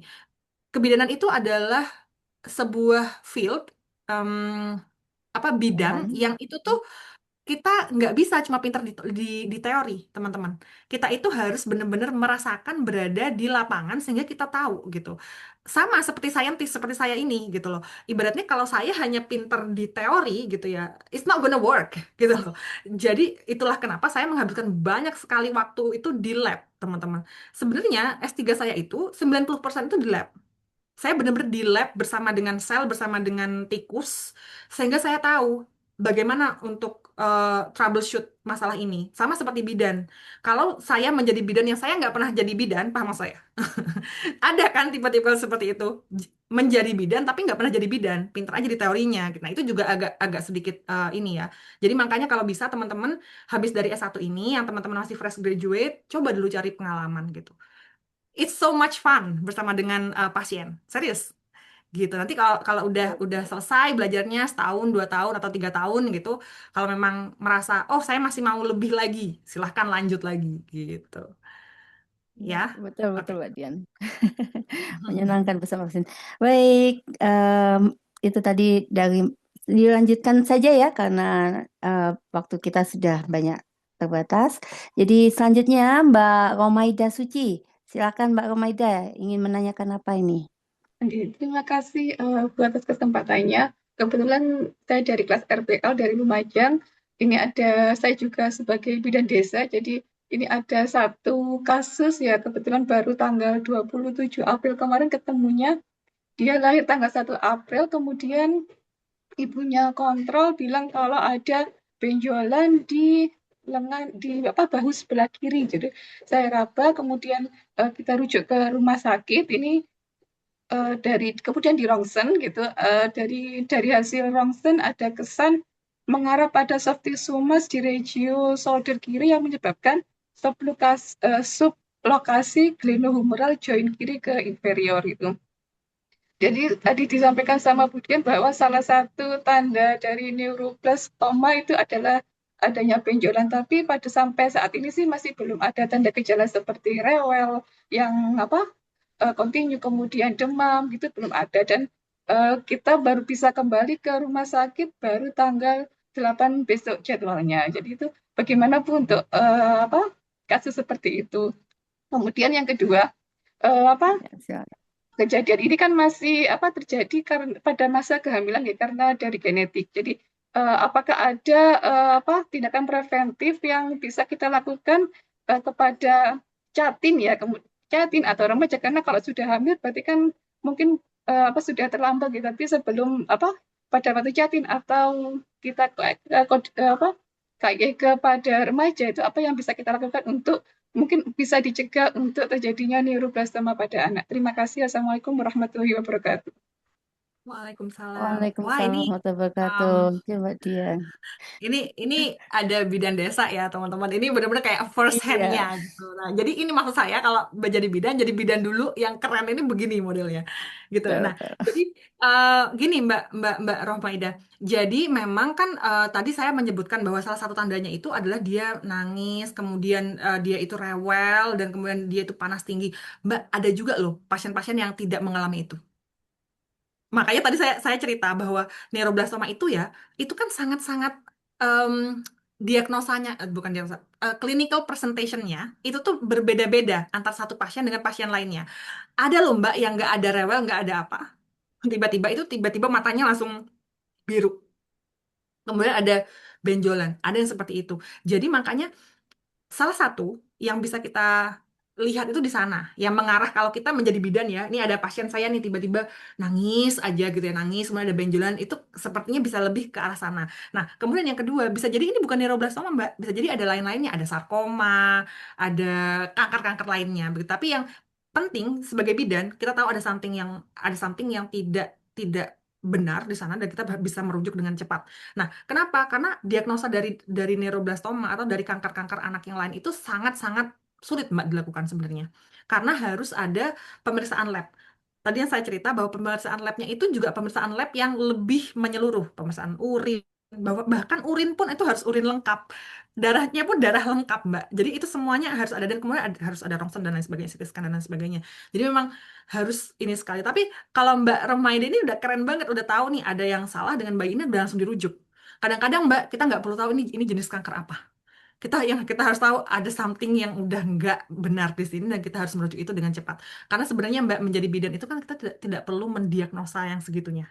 Diagnosa itu adalah urusan mereka ya, urusan si rumah sakit dan teman-temannya gitu yang mereka punya Ya. tempat-tempat lab dan lain sebagainya. Biarkan mereka pusing sendiri ya gitu. Kita jadi bidan kan udah pusing kan Mbak di lapangan ya nggak sih? Tuh. Nah, kemudian yang kedua adalah tentang apakah bisa ini dipreventif. Unfortunately, kita nggak bisa. Jadi kanker teman-teman, kanker jenis apa saja, itu tuh sebenarnya adalah penyakit yang kita nggak tahu. Itu ibaratnya bisa, kadang-kadang itu orang bilang, peneliti-peneliti di sini tuh selalu bilang bahwa ini adalah sebuah penyakit yang semacam lotre. Kita nggak tahu. Pada negara-negara yang lebih berkembang, ya, seperti Australia, Western lah ibaratnya gitu. Itu ada Mbak memang pemeriksaan genetik dari awal. Ada yang seperti itu. Itu bisa kita lakukan preventif. Ada juga apa namanya? Ini. Jadi pada saat mulai ini ya, hamil di awal pada saat masih gastrula dan lain sebagainya, itu bisa kita ambil salah satu selnya dan itu bisa kita lakukan pemeriksaan, itu bisa. Kalau kita berada di negara-negara berkembang, bahkan di negara berkembang pun itu jenis kankernya pun kita masih belum tahu kadang-kadang. Cuma kita tahu ada yang salah di sini. Misalnya kromosomnya kurang atau lain sebagainya kayak gitu-gitu itu bisa. Tapi itu masih masih belum bisa lebih lanjut. Yang biasanya itu bisa kita prediksi itu kalau atas-atasnya itu ada kanker. Karena ada juga neuroblastoma ini memang ibaratnya sejenis kanker yang dia itu sangat-sangat diverse. Ibaratnya ada banyak sekali ininya, ada banyak sekali eh subnya begitu. Salah satunya itu adalah familial neuroblastoma. Familial neuroblastoma ini berarti dia itu sebenarnya diturunkan dari orang tuanya. Apakah orang tuanya punya neuroblastoma? Enggak. Orang tuanya baik-baik saja, Mbak. Gitu. Tapi pada saat mereka menikah ya, dan A dan B ini menikah gitu. For some reason gitu, mereka itu eh, kombinasi gennya nggak tepat sehingga dia anaknya menjadi neuroblastoma tadi begitu. Jadi makanya Mbak kadang-kadang ya pada saat kita anamnesa sebagai seorang bidan kita kan selalu menanyakan apakah ada penyakit bawaan. Jantung, diabetes, itu kan di askep kita semua begitu kan ya, jantung, diabetes, apalagi ada kanker nggak gitu kan ya. Nah, karena sebenarnya kalau kalau kita lihat dari itu kan memang itu penting sekali. Cuman kalau dari genetika itu Mbak, ada banyak hal yang kita masih belum bisa eksplor. Jujur ya Mbak gitu. Bahkan untuk peneliti-peneliti di sini yang sudah melakukan riset sampai dengan 30 tahun, 40 tahun, mereka masih belum bisa benar-benar menjelaskan why. Apakah kita tahu caranya? Oke, deteksi mungkin bisa dengan tadi itu tadi gitu dengan kita apa namanya melakukan tes darah di awal, kita lihat kromosomnya itu mungkin bisa, tapi ya sulit Mbak kalau seandainya kita menjadi bidan desa ya, menjadi teman-teman bidan desa kan sulit sekali untuk melakukan KIE. Kalau seandainya penyakit jantung bisa itu kita KIE Mbak, penyakit diabetes bisa kita KIE, tapi kalau ini kita nggak bisa gitu. Ya, mungkin lifestyle ya yang bisa kita lakukan. Ini adalah salah satu hal yang paling sedih kadang-kadang gitu. Ya, karena kanker sulit sekali ya, munculnya tiba-tiba gitu ya, Mbak Dian ya. Betul, Ya, betul. terima kasih. Bagaimana Mbak Romaida? Ada yang mau ingin dilanjutkan, didiskusikan dengan Mbak Dian? Sudah cukup, Bu. Terima kasih. Oke, terima kasih. Baik, dilanjutkan oleh Mbak Mufidah Aulia. Silakan Mbak Mufidah Aulia. Ada yang mau ingin disampaikan atau ditanyakan? Baik, Assalamualaikum warahmatullahi wabarakatuh. Waalaikumsalam warahmatullahi wabarakatuh. Terima kasih. Selamat pagi, Bu Dian. Nah, Siang. di sini kan kita sebagai bidan nih ya. Nah, praktiknya kan nanti di lapangan nih. Nah, terkait dengan balita yang sering rewel, kan itu menjadi salah satu indikator apa tanda-tanda neuroblastoma tadi. Nah, jadi balita tuh sering kali rewel atau menangis saat dilakukan palpasi abdomen.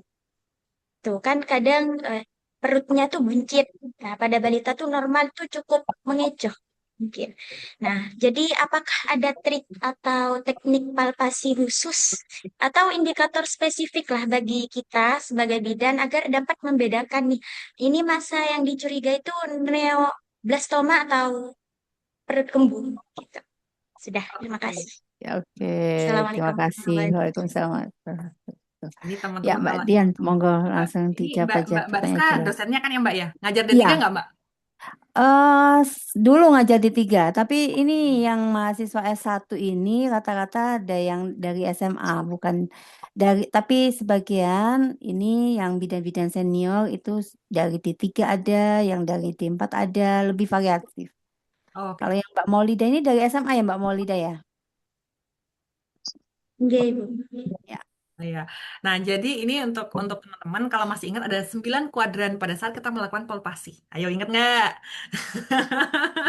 Nah, itu tuh teman-teman biasa sudah tahu masanya. Itu sebenarnya adalah apakah ini masa yang apa ya? Masa yang kembung saja ataukah ini sebenarnya masa yang odema?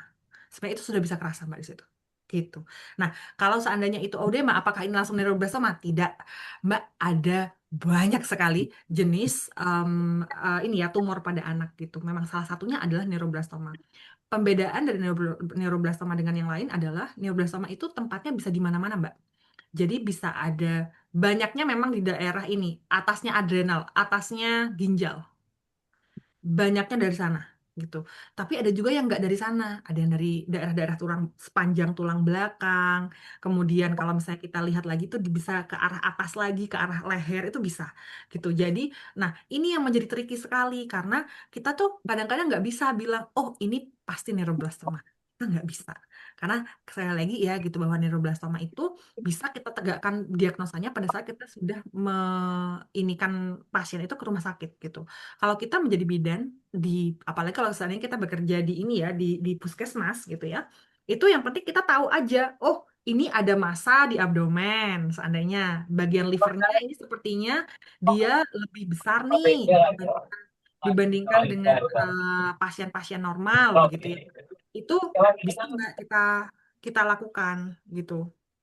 eh, Seandainya kita langsung mau kayak tembak ini kayak neuroblastoma itu nggak bisa gitu karena memang tadi neuroblastoma itu harus ada pemeriksaan dari urin, jadi urin itu mbak harus ada katekolaminnya harus tinggi dan itu harus di atas sekian, ada thresholdnya. Kemudian juga kalau misalnya kita lakukan lagi ada rongsen tadi, ada CT scan, kemudian juga kita lakukan lagi itu biasanya ada yang pemeriksaan darah itu juga harus lebih spesifik begitu. Sehingga kalau kita melihat dari pemeriksaan saja, pemeriksaan fisik, apakah bisa kita tahu kalau ini neuroblastoma? No, gitu. Unfortunately, gitu. Kalau memang nanti teman-teman ini ada keinginan untuk lebih ke arah cancer ya, cancer itu sangat-sangat menarik teman-teman. M- Sedih ya, tapi ini menarik. Menariknya itu lebih ke arah karena kalau saya menjadi bidan, saya itu sangat-sangat suka sekali sama embriologi, sama kehamilan. Saya tuh suka sekali dengan kehamilan. Kehamilan yang normal sampai yang tidak normal itu saya suka sekali mengutak-ngatik ibu apa ya kayak belajar di situ gitu. Nah, neuroblastoma ini kan salah satu kelainan yang ada sejak dalam kehamilan begitu. Jadi kalau misalnya Mbak Mbak Mufida suka dengan ini, bisa dilanjutkan nanti one day gitu. Oke, semangat Mbak Frida. Baik, terima Skripsinya itu kasih. aja. Pusing, pusing dan mahal Pusing. soalnya ini. Ya, Mahal, karena harus pemeriksaan lab. betul. Kalau sudah bicara lab mahal itu. Iya. Baik, Mbak-mbak semuanya, tidak terasa ya telah kita berada di ujung kegiatan kuliah pakar internasional ini. Mbak Dian, saya itu sebelum menutup acara ya, saya dengar panjenengan ini punya tadi kan disebutkan sebagai founder dari Hamima. Coba diperkenalkan itu. Oh, Hamima itu iya. bagaimana? Itu adalah startup yang saya bangun pada saat saya sedang berada di Australia sebenarnya. Jadi saya Oh, memiliki oke. sahabat-sahabat di sini. Kami bertiga. Salah satunya itu adalah dia psikolog dan sedang S3 juga gitu. Pada saat itu gini ya teman-teman. Jadi pada saat kita itu sekolah ke luar negeri itu pasti akan banyak sekali kesempatan-kesempatan pintu-pintu lain yang terbuka. Salah satunya itu pada saat itu saya ibaratnya ikut kompetisi startup dan itu pada saat itu saya dapat ini ya dapat award dari sana, dapat penghargaan dari sana dan kemudian itu kami lanjutkan. Nah, yang kami lakukan itu apa begitu. Jadi saya itu meskipun sudah ada di sini ya, ibaratnya saya banyak penelitian, banyak di lab, tapi saya itu sangat-sangat kangen sama pasien saya begitu karena saya klinisi gimana gimana saya berada di lapangan kan gitu biasanya gitu. Em, Sehingga kami Iya. membangun itu dan kami itu melakukan konsultasi sama pasien-pasien kami begitu. Jadi saya masih aktif melakukan webinar-webinar gitu sama pasien-pasien. Kemudian juga kami masih kayak konsultasi one by one begitu biasanya. Jadi memang apa ya begini Bu, menjadi bidan itu adalah sesuatu yang tidak bisa, no one will take it away from you. Ibaratnya itu tidak ada orang lain yang bisa mengambil itu dari kalian. Pada saat kalian itu sudah disumpah menjadi bidan, kalian akan tetap menjadi bidan, apapun profesi kalian habis itu, begitu. Dan itu pun yang juga saya alami, meskipun saya sudah berada di luar negeri itu sudah 7 tahun. Dan saya sudah kemana-mana juga begitu tapi saya masih ingin sekali berkontribusi kepada pasien-pasien saya. Saya masih suka ngobrol sama pasien-pasien saya. Masih ya banyak sekali, masih konsultasi, masih ada yang program hamil dan lain sebagainya itu masih begitu. Dan kami masih sering buat konten dan lain sebagainya. Jadi begini ya teman-teman. Kadang-kadang tuh ada memang orang-orang yang ibaratnya bekerja untuk mencari uang. Nggak ada yang salah dengan itu gitu. Tapi teman-teman itu juga harus tahu kadang-kadang apa yang teman-teman itu paling suka. Yang kalian itu melakukan itu bisa bahkan misalnya uangnya nggak banyak pun nggak apa-apa gitu. Itu yang mana gitu loh. Dan kalau buat saya pribadi begitu ya, itu tuh melakukan hal ini ya gitu, berkontribusi untuk pasien dan lain sebagainya itu adalah sesuatu yang saya memang suka dari hati saya begitu. Saya suka membantu pasien-pasien saya begitu. Ya kalau dapat duit banyak, alhamdulillah Bu. Siapa yang nggak pengen ini ya, yang nggak pengen kaya ya kan? Dulu pada saat saya mau jadi bidan itu saya diberitahu sama ibu saya, kamu kalau jadi bidan nanti kaya. Makanya saya jadi masuk bidan. Gitu. Jadi ya itu untuk Hai Mama. Jadi kami masih masih launching itu ya apa semacam platform untuk kebidanan. Jadi kami ada bidan, ada psikolog begitu. Dan kami melakukan seminar, webinar, kemudian juga kami ada konsultasi one by one dengan pasien dan lain sebagainya. Begitu, Bu. Ya. Ada IG-nya ini, ada Instagramnya ini, mungkin bisa di-follow sama adik-adik sama teman-teman bidan. Ya, betul ini Instagramnya ya. Betul. Sudah Sudah di-follow, Ibu. Oh, sudah di-follow, Mbak Terima Dian. kasih. Iya, jadi ini Bu sebenarnya saya membangun itu dari tahun 2022 begitu. Ini lumayan gede sampai tahun 2024. Tapi 2025 dan baru ini ya saya di tahun terakhir dari saya PhD itu karena saya yang menjadi pimpinannya ya, saya terlonta-lonta rasanya. Termehek-mehek saya. Sekolah S3 itu teman-teman beneran sekolah yang kalian tuh nggak bisa ngapa-ngapain. Jadi begitu saya submit ini baru kami buat macam-macam lagi begitu. Jadi teman-teman Kalian kalau luar kalau biasa ini ya ini. kalau memang suka di bidang kalian gitu, kalian tuh akan menemukan hal-hal yang kalian lakukan untuk ini. Saya dulu aktif Bu bikin video-video YouTube untuk pasien-pasien itu. Saya dulu punya Facebook group. Saya tuh tiap hari Facebookan, Bisa konsultasi sama dicontoh pasien-pasien nih. gitu ya. Jadi karena memang Ya. suka, karena mereka suka di situ gitu. Jadi makanya teman-teman kalau memang kalian suka, ada Bu teman-teman yang memang nggak suka dan itu nggak apa-apa, nggak harus dibuat suka juga. Karena suka atau tidak kan dari hati ya. Iya, iya, iya. Tapi mesti ada cara lain untuk menyampaikan sebuah pesan ke pasien ya, ke masyarakat ya, pesan kesehatan ya, Betul, Mbak Dian begitu ya. betul, betul. Oke. Oh, untuk Mbak Dwina maaf ya, karena waktunya sudah terbatas, saya tidak bisa memberikan kesempatan nih. Baik, Mbak Dian Angga ini, saya atas nama panitia dan seluruh peserta, saya mengucapkan terima kasih sebesar-besarnya atas ilmu, pengalaman, inspirasi yang sudah dibagikan ke kita semua dari tadi. Semoga kegiatan kita hari ini bermanfaat, bisa menambah wawasan, baik secara akademik tentunya, dan memperkuat peran kita sebagai tenaga kesehatan, sebagai bidan ya, nggak hanya fokus ke pelayanan maternal, tapi juga peduli pada kesehatan dan keselamatan anak secara menyeluruh, ya, secara mendalam. Saya selaku moderator memohon maaf apabila ada kekurangan selama memandu jalannya kegiatan. Akhirul kalam, wassalamualaikum warahmatullahi wabarakatuh. Saya kembali kepada MC. Assalamualaikum warahmatullahi wabarakatuh. Warahmatullahi wabarakatuh.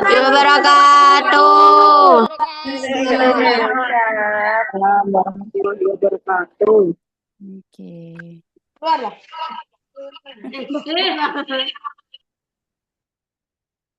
Baik, terima kasih kami sampaikan.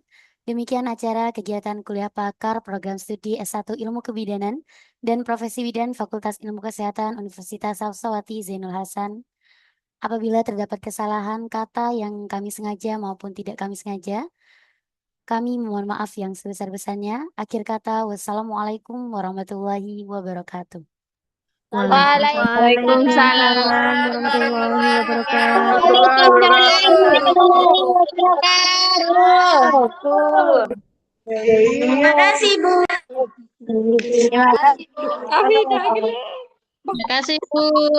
Terima kasih, Bu. Terima kasih. Terima kasih, Ibu. Terima kasih, Bu. Terima kasih, Bu. Terima kasih, Bu.